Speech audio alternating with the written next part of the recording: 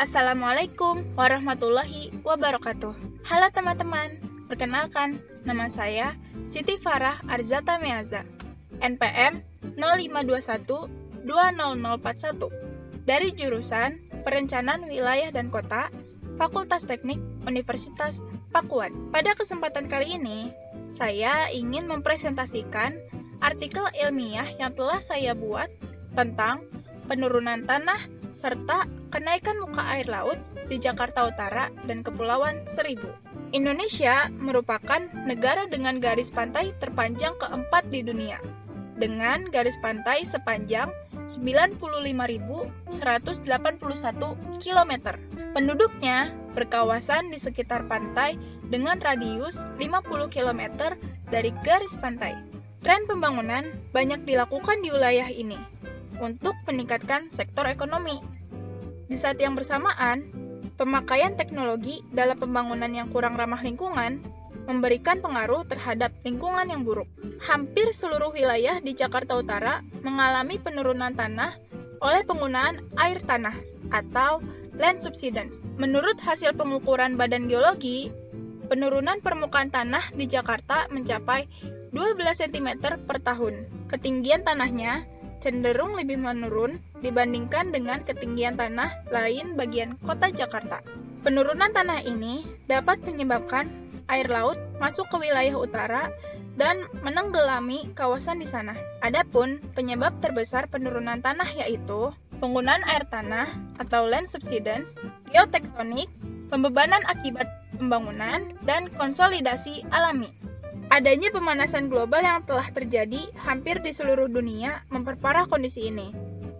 Glasier yang ada di Antartika dan Greenland mencair dan berdampak pada tenggelamnya pulau-pulau kecil maupun besar di seluruh dunia. Menurut Intergovernmental Panel on Climate Change (IPCC), terhadap naiknya muka air laut adalah rata-rata kenaikan permukaan absolut global dalam kisaran 3-10 mm per tahun. Menurut World Bank dan Department for International Development melaporkan bahwa Indonesia akan mengalami kenaikan suhu sebesar 1,30 derajat Celcius sampai 4,60 derajat Celcius.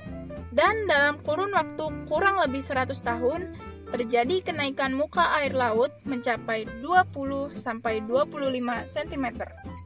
Tentu saja, naiknya muka air laut di Jakarta Utara dapat berakibat buruk bagi alam, makhluk hidup, dan tenggelamnya pulau-pulau kecil di Kepulauan Seribu serta wilayah Jakarta.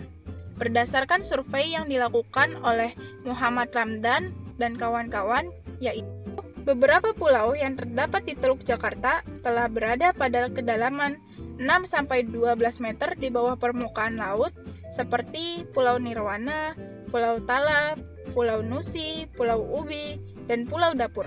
Jakarta Utara telah tenggelam hampir 2,5 meter dalam 10 tahun dan bertambah sepanjang 25 cm setiap tahun. Bukti lain yaitu tergenangnya Masjid Aduna di distrik Pelabuhan dan hanya tersisa atap yang setengah runtuh sejak 2005. Adapun upaya adaptasi terhadap fenomena penurunan tanah dan kenaikan muka air laut yang dapat dilakukan oleh pemerintah adalah penggunaan resapan biopori. Tujuannya yaitu untuk menampung air hujan, menyuburkan tanah, dan mencegah terjadinya banjir. Kemudian, mengganti pembangunan rumah susun atau apartemen dengan Kampung Improvement Program atau KIP.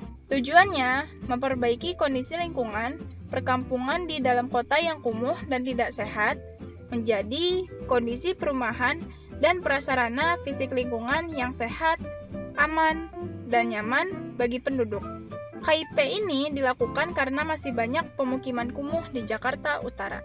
Selanjutnya yaitu mengendalikan pembangunan industri di wilayah Jakarta Utara, khususnya daerah pesisir pantai Ancol, serta memperketat aturan terkait pengendalian pembangunan industri di wilayah Jakarta Utara, khususnya daerah pesisir pantai Ancol. Hal ini dilakukan karena pengeboran tanah yang dilakukan oleh pembangunan industri memperparah kondisi tanah yang semakin menurun. infrastruktur penanggulangan banjir perlu diperhatikan dalam pembangunan industri ini. Langkah selanjutnya yaitu memperbanyak taman kota dan penanaman pohon bakau di pesisir Ancol dan pesisir pantai Kepulauan Seribu. Tujuannya yaitu mencegah tergenangnya suatu wilayah, mencegah erosi dan abrasi pantai, serta memperbaiki kondisi pesisir pantai. Lalu, meninggikan bangunan, jalanan, stasiun kereta, terminal, dan infrastruktur kota lainnya, serta menggunakan konsep hunian terapung. Peninggian bangunan dan infrastruktur kota, serta penggunaan konsep hunian terapung bertujuan untuk meminimalisir risiko kerusakan pada bangunan. Konsep hunian terapung ini dapat menjadi alternatif ketika lahan telah penuh oleh penduduk. Pembuatan dinding laut. Dinding laut berfungsi untuk mengurangi tingkat kemiringan pesisir pantai dan melindungi infrastruktur kota dari bahaya air yang menerjang daratan. Pembuatan dinding laut ini harus diperhatikan secara berkala, dan ketika ada kerusakan harus segera diperbaiki agar fungsinya tetap optimal. Wilayah Jakarta Utara dan Kepulauan Seribu terancam terendam karena penurunan tanah serta kenaikan muka air laut. Bukti nyata terendamnya beberapa wilayah Jakarta Utara dan Kepulauan Seribu ini seharusnya dapat membuat masyarakat sadar terhadap ancaman yang dapat mengganggu kehidupan. Selain itu, lembaga pemerintah juga perlu membuat perencanaan yang baik sebagai upaya adaptasi fenomena ini. Sekian presentasi yang telah saya lakukan. Terima kasih atas perhatiannya. Wassalamualaikum warahmatullahi wabarakatuh.